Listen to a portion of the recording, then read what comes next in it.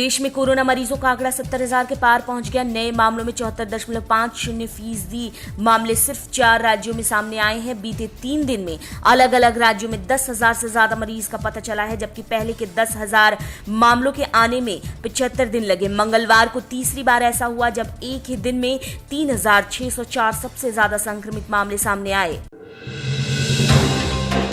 PM Narendra Modi ने देश के नाम अपने संबोधन में कहा कि लॉकडाउन 4 नए नियमों वाला होगा, जिसके बारे में 18 मई से पहले जानकारी दे दी जाएगी। पीएम ने कहा, हमें राज्यों से सुझाव मिले हैं। मुझे पूरा भरोसा है कि नियमों का पालन कर कोरोना वायरस से हम लड़ेंगे भी और आगे भी बढ़ेंगे। पीएम नरेंद्र मोदी ने 20 लाख करोड़ रुपए के आर्थिक पैकेज की घोषणा की, जिसे उन्होंने आत्मनिर्भर भारत पैकेज नाम दिया है और कहा कि इससे अर्थव्यवस्था की गाड़ी पटरी पर दौड़ेगी। पीएम मोदी ने कहा कि इस आर्थिक पैकेज में वित्त मंत्री के साथ ही आरबीआई के पहले ऐलान किए गए राहत भी जुड़े हैं। कांग्रेस नेता राहुल गांधी ने पीएम मोदी के संबोधन के दौरान एक वीडियो ट्वीट किया और कहा कि आज भारत माता रो रही है। राहुल गांधी ने मांग की कि सड़कों पर चलते लाखों श्रमिक भाइयों बहनों को पीएम मोदी उनके घर तक सुरक्षित पहुंचाने का इंतजाम करें। इस समय उनकी मदद के लिए उन सभी के अकाउंट में 7,500 रुपए सीधा ट्रांसफर करें। पीएम मोदी के संबोधन पर तीखी टिप्पणी करते हुए टीएमसी सांसद महुआ मोइत्रा ने कहा कि उत्तर कोरिया के पूर्व तानाशाह किम जोंग इल की झलक पीएम के भाषणों में मिलती है। उन्होंने कहा कि पीएम का संबोधन सुन रही हूं और मुझे किम जोंग इल की विचारधारा ज्यूस याद आती है। उत्तर कोरिया में ज्यूस एक कोर विचारधारा है, जिसका अर्थ है उत्तर कोरिया को पूर्ण रूप से देवता तुल्य एक नेता के सलाहों पर निर्भर होना चाहिए। उत्तर प्रदेश में योगी सरकार ने एक बड़ा फैसला लेते हुए अधिकारियों और कर्मचारियों के ट्रांसफर पर रोक लगा दी।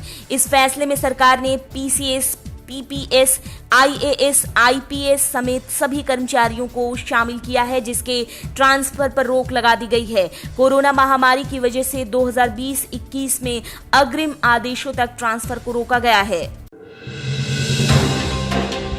पूर्व सांसद पप्पू यादव के खिलाफ दिल्ली पुलिस ने आईपीसी 188-31 डिजास्टर मैनेजमेंट एक्ट के तहत केस दर्ज किया है। इसके अलावा 3 पेंडेमिक एक्ट के तहत भी केस दर्ज किया है। पप्पू यादव के बुलावे पर अमर कॉलोनी इलाके में एक साथ 300 लोग इकट्ठा हुए, जो बिहार के रहने वाले हैं। इन सभी को पप्पू संबोधित करने आए थे। महामारी में इतने लोगों को इकट्ठा करने के लिए पप्पू पर केस दर्ज किया गया है।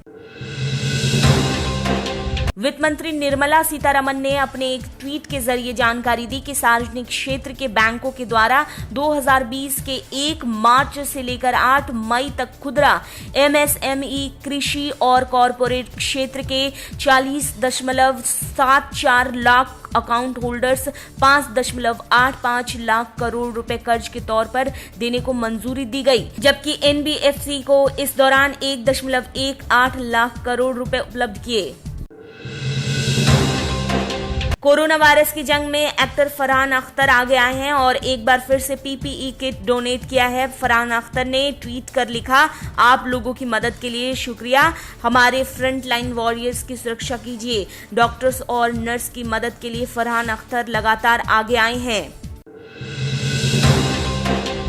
स्थगित हो चुका फीफा अंडर 17 महिला वर्ल्ड कप अब भारत में ही अगले साल 17 फरवरी से 7 मार्च के बीच होगा। फीफा ने महामारी से पैदा हुई स्थिति को देखते हुए ये फैसला लिया है।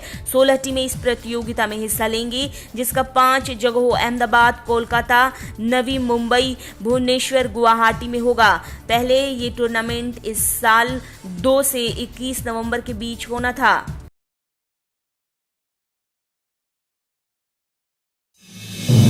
आप देख रहे हैं नेट्रिक न्यूज, साहस सच कहने का।